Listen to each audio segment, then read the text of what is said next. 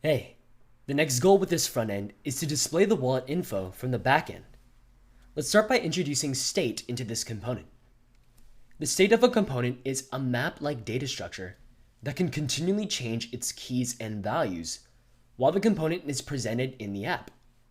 Think of it as the dynamic properties of the component that update as the dynamic web application itself goes through various interactions. The great thing about state is that data stored there can turn into text as part of the component's presentational layer.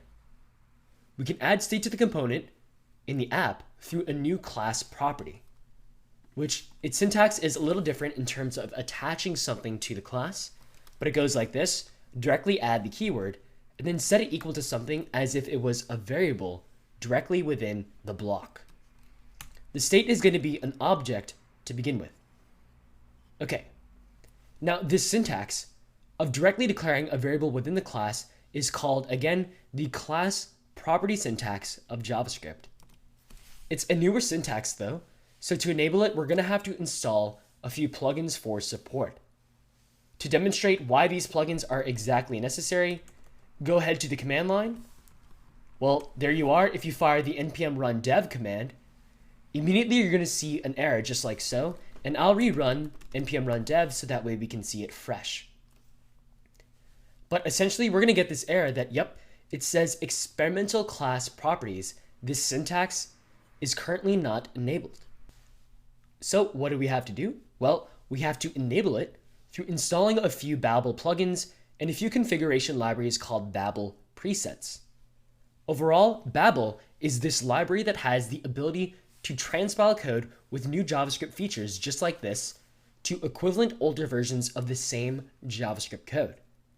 That way, our nice modern JS code can be supported in all browser environments, even if that browser is running behind on supporting every single new feature of the entire feature set of JavaScript. Okay, so there's quite a few plugins to install, so keep track and look closely. First up, we're going to install one called Babel Core. So Babel Core, and this is at version 6.26.3 as of this course. The next one is Babel Plugin Transform Class Properties, which as of this course is at version 6.24.1. Okay, next up, third one, Babel Plugin Transform. This one has a long name, object-rest-spread, and I'll actually minimize this window so that way you can see the entire name, Babel Plugin Transform, and I actually spelled transform incorrectly. The O is before the R, object rest spread. And at this course, it's at version 6.26.0. Cool. Then we had Babel Preset env, so which is short for Babel Preset Environment. And this is at version 1.7.0. And the final one, I'm going to resize the window again so it can fit. All right, make sure you have them all. The final one is Babel Preset React at version 6.24.1, which coincidentally is at the same version as Babel Plugin Transform Class Properties. All right, with all of that, make sure you have the -- save flag and make sure it's all spelled correctly as well.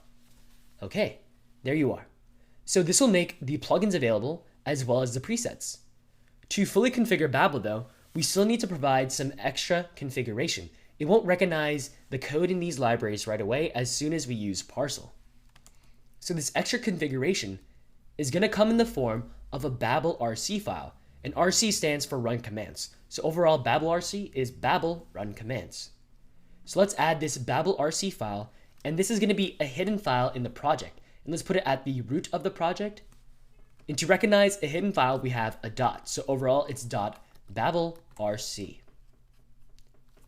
Then the configuration is the same syntax as JSON. It's a key value structure which starts with curly braces, and then the keys are surrounded by double quotes. So we're going to have one key set for the presets and then one key set for the plugins. And the values for both the presets and the plugins keys are going to be a list of relevant Babel modules. So for the presets, we installed two presets. One was the end preset, and the second one was the React preset. So both of these should be with double quotes. Likewise, the plugins we installed were transform-class-properties, and then another longly named one, transform-object-rest-spread. All right, very nice. This sets up our Babel-powered JavaScript environment. And now back in the app.js component, so in app.js, since we have the state now present, well, let's fill it in. We're going to have one piece of data called wallet info, which for now will be set to an empty object. And this is going to stand in place of an object that will come from the backend wallet info request. The wallet info backend object is going to have two keys. It's going to have an address and a balance. And for now, let's add dummy values for both keys. For the address, how about fooxv6? And then for the balance, how about a default balance of 9999? Okay, cool. We want to be extra generous for this local balance. But anyway, the great thing about having data in state is that now we can display these fields within the render method. As the first line to the render method, let's destructure the address field and the balance field from this.state.walletinfo. So we're making local variables that the render method can access based off of getting these keys from this.state.walletinfo. And notice that to refer to the state variable, we use this.state because this syntax implicitly attaches the state field to the this object of the overall component. Okay, now we can incorporate each value within the JSX itself. Let's add one div right after the welcome to blockchain message. This is going to have an address text as a label. And right afterward, we're going to directly insert the address with a pair of curly braces. So this is how we interpolate within JSX. We use a pair of curly braces. Let's do the same thing for the balance field. So we're going to have our balance label. Notice that these titles are capitalized. And then we have the balance interpolated as well. Cool. Let's also make a distinction for our overall current title message. So we're going to surround the welcome to blockchain text with its own div as well. So let's place welcome to blockchain within its own div. Cool. Now with this saved and back in the command line with a fire of npm run dev, and as soon as that is going, we can go to the browser. And in the browser now at localhost 3000, let's go ahead and refresh. And here we are, we see the new values for our wallet info reflected in the browser. Cool. So the last step now is to get these fields to actually represent what we have in the wallet info request of the backend. So this means that our front-end React component will need to make a request to the Express server's API/wallet info endpoint. To make this request, we can use the fetch method that the browser makes available in JavaScript. So we can call fetch right here. However, should we actually call it here? We can't expect fetch to be called by placing it randomly within the class. No, we need to call it within an opportune time as this component gets loaded on the screen. To time this fetch, we can utilize a React lifecycle method, which we spoke about in the React.js overview. So these lifecycle methods, or in other words, lifecycle hooks, fire at different phases of when the component has interacted with the browser in the main document. For us, we're going to use the component.didMount lifecycle hook. So let's place this after the state method, and this fires as soon as the component has been inserted into the main document.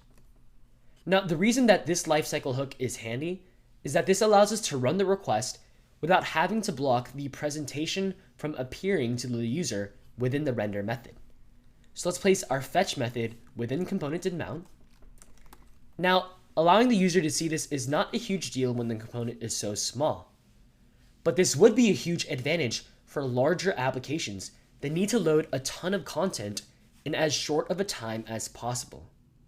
So in this case, having the fetch request for data that can be reflected later is a huge advantage.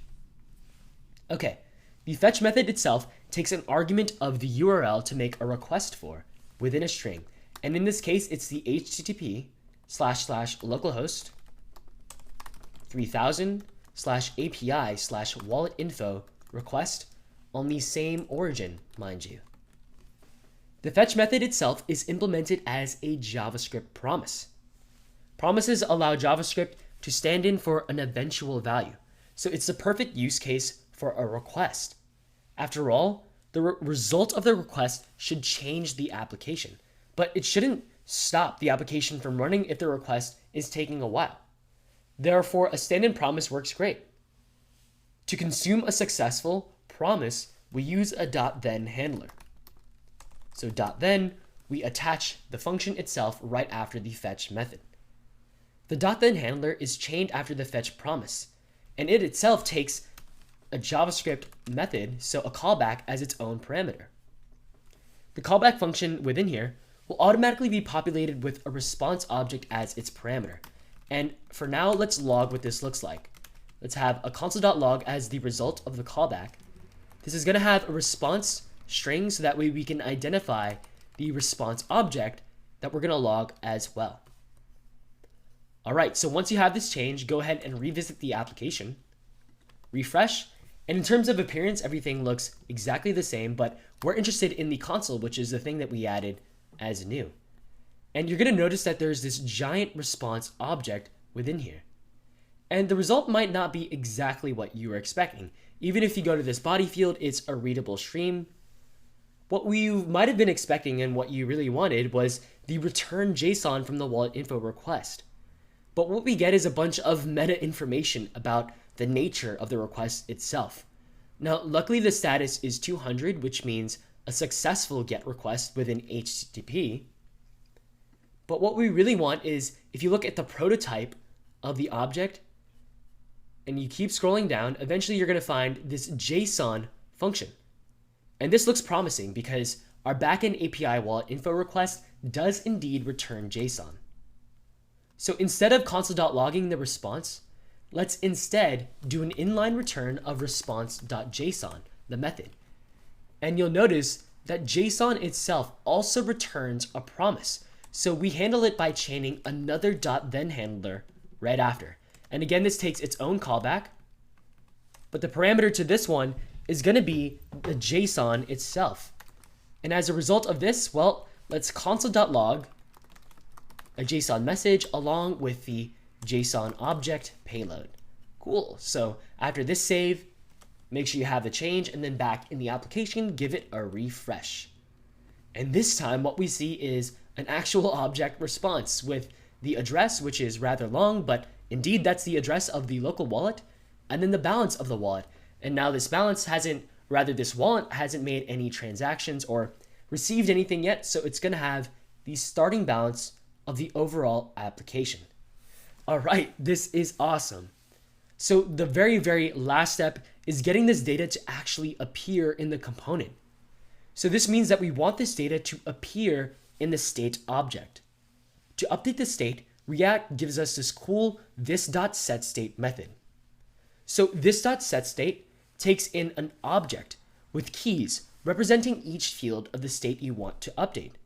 The values for these keys in the setState method will then get updated as the new official values for those keys in the component state object. So let's use that as the inline return for the second then statement. We'll call this.setState, and what we want to do is update the overall wallet info key with the object that we get that is the result of the overall fetch, which is represented by the JSON response. All right, so once you have that saved, again, we are going to refresh the overall application. And this time the result is something awesome. Right in the text, we see this huge address and this huge balance as well. Nice. So this is great. We're now making a request to the backend and displaying that right in the front end. Now, the reason this appears is that setting the state to a new value caused the React component to refire its render method. Now, it'd probably be useful to have this side by side, but essentially when we change the state, React was smart enough to recognize that this render method depends on things in the state. Therefore, it calls the render method of the app component itself. And as the render method returns this JSX, this time it uses the updated values in the state. Cool. Now, keep a close eye, because if you refresh, you're going to notice that there's this flash of weird text on the screen. And the weird text on the screen is actually, if you look right here, you could probably see it. As I refresh a lot, yep, it's definitely appearing, and it's our default values in the state. Now, we don't need to display those default values. Rather than having any default values at all, we can set wallet info to an empty object, and this will be just fine. Because address and balance will now be undefined to begin with. But if we render undefined by itself within JSX, it'll appear as blank text in the application. So on a refresh, and I keep refreshing, you're going to find that indeed foo xv6, like before, is no longer appearing. All right, neat. That wraps up adding state and fetching data within the app component. Moving on, we're going to apply these same principles as well as add additional front-end React techniques to fully build this blockchain and cryptocurrency front-end application.